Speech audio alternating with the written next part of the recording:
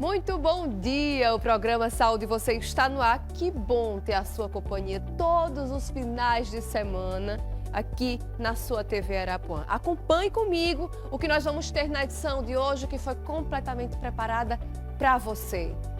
No programa de hoje vamos falar sobre depressão pós-parto, um transtorno mental que atinge mães no puerpério. Um tema delicado que muitas vezes é ignorado pelas pessoas próximas de quem sofre com este problema, que é e merece muita atenção.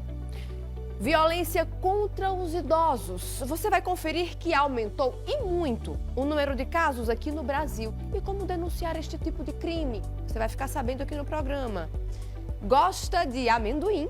A produção deste alimento quadruplicou aqui no Brasil. Já pensou?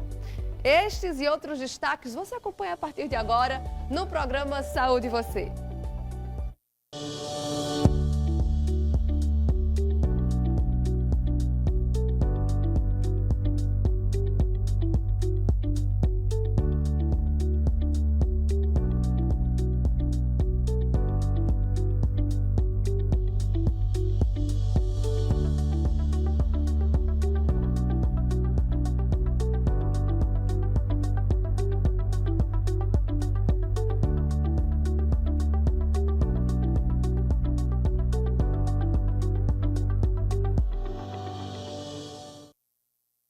Seja muito bem-vindo ao programa Saúde Você. Que maravilha poder estarmos juntos mais uma vez aqui nesse espaço que é dedicado à nossa saúde, à educação e saúde, que é muito importante para a nossa vida, para o nosso dia a dia e a vida da nossa família, não é mesmo?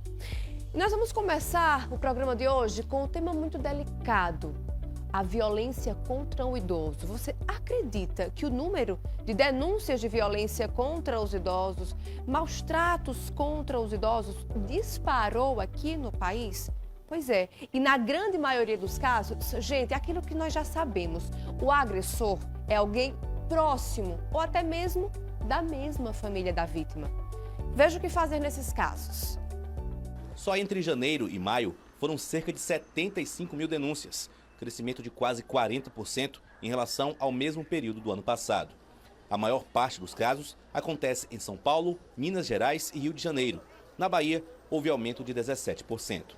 Além das agressões físicas e psicológicas, os crimes mais comuns são estelionato e a apropriação do dinheiro da vítima. Tem também o crime de maus tratos. O filho que deixa o pai abandonado, às vezes sai, deixa o pai sem alimentos. Um levantamento do Ministério dos Direitos Humanos e da Cidadania revela que de cada 10 casos de violência contra idosos, 9 acontecem dentro da casa da vítima ou do agressor. Ou seja, geralmente quem comete o crime é uma pessoa próxima, muitas vezes da família. Por isso, ainda é comum o idoso preferir não fazer a denúncia. Para romper esse silêncio, as polícias e outros entes públicos participam de uma rede nacional que ajuda o idoso tanto no combate à violência como nas demandas financeiras. Até a divisão de bens, a organização de um terreno, coisas que são mesmo do dia a dia, até as coisas mais complexas. Então, que a pessoa idosa entenda que ela não está sozinha e que, se em caso de violência, ela tem com quem contar. Pois é, gente, é uma condição bastante delicada. Nós sabemos que os idosos requerem bastante atenção. É desgastante para o cuidador também, né? Precisar cuidar de um idoso é difícil, não é fácil, é desafiador. Mas temos que ficar muito atentos, porque o estresse do cuidador nunca pode justificar maus tratos ao idoso, maus tratos a uma pessoa vulnerável, não é mesmo? E muito menos ainda qualquer outra pessoa ao redor daquele indivíduo. Precisamos ficar atentos. Quem são esses cuidadores que estão ao redor dos nossos idosos? E mesmo prestar atenção na conduta dos próprios familiares para com aquele idoso. Será que aquela conduta está sendo digna? Será que nós estamos sendo permissivos algumas vezes? E permitindo, às vezes, até não só a agressão física, mas muitas vezes maus tratos psicológicos. Não podemos, devemos tratar qualquer ser humano com dignidade, principalmente aqueles que criaram a gente, aqueles que precisam da gente, aqueles que um dia dependemos dele e que hoje se tornam nossos dependentes, que é o caso dos idosos. Então, é inadmissível qualquer tipo de violência contra qualquer pessoa e muito menos ainda contra o idoso, uma pessoa vulnerável. Então vamos combater esse tipo de conduta. Você costuma colocar travesseiro ou colchão no sol? Fala a verdade para mim, porque eu já vi muita gente fazendo isso. Será que é o correto? Lavar e colocar ali no sol para acabar ficando mais agradável, para acabar secando mais rápido? É isso que a gente consegue falar, né? Que a gente muitas vezes fala, e até para matar algumas bactérias. A gente já ouviu de tudo. Será que é correto fazer isso? O que será que dizem aí os especialistas? As dicas agora no quadro Saúde em Dia.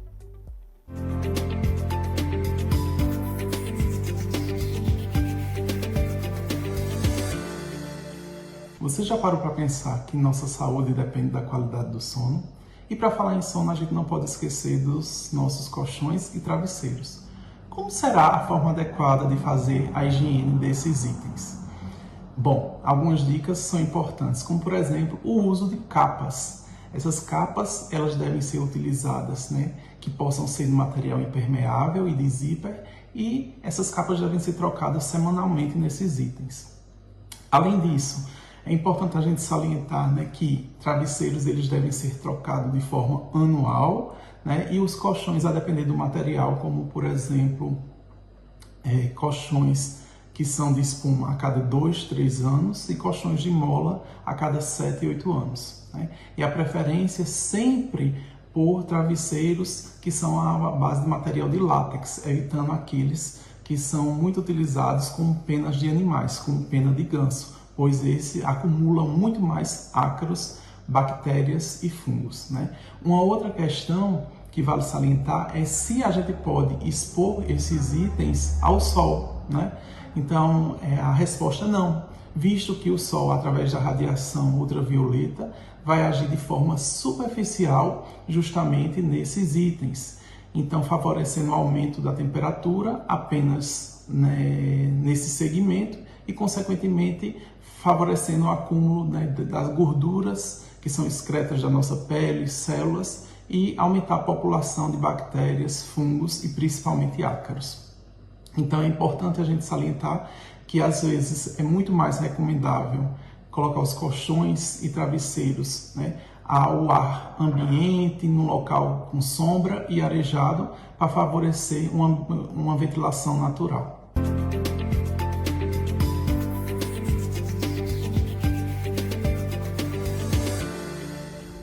Pois é, nada então de botar o travesseiro para secar no sol, nada disso. Não vale a pena, não faz bem. Tem que colocar no lugar arejado, sim, E tem que estar sempre realmente primando pela limpeza, primando aí pela higiene. Mas não, no sol não vale a pena, gente.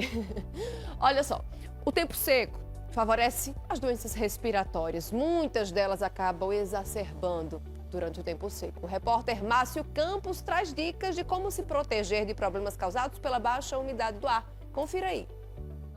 É só o tempo mudar para Nilma sentir. Muita dor de cabeça, o nariz fica entupido, o olho fica irritado, muito seco. O marido também. Secreção, muita tosse, muita gripe, por falta de ar também.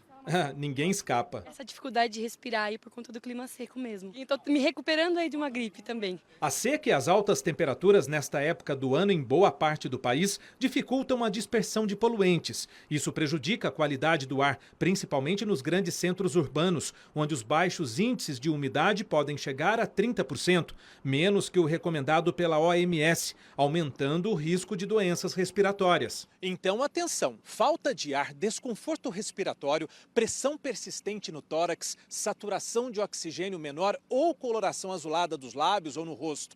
Esses são alguns dos sintomas das doenças respiratórias mais comuns. Quando o ar é seco, a própria umidade baixa do ar rouba essa umidade que está na via respiratória. Quando as secreções mais grossas ficam paradas, elas retêm vírus, bactérias e substâncias irritantes.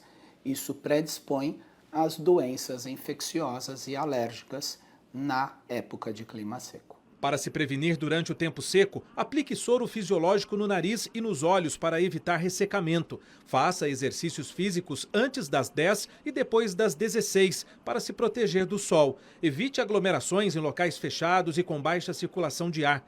Deixe a casa arejada e beba muita água. Faço muita lavagem nasal, bebo muita água. Água gelada, água sem gelo, água com gás, sem gás. O importante é tomar água. Então, agora a gente vai a um rápido intervalo, mas não sai daí não, que daqui a pouquinho tem muito mais programa Saúde Você e eu estou aqui te esperando. Até já!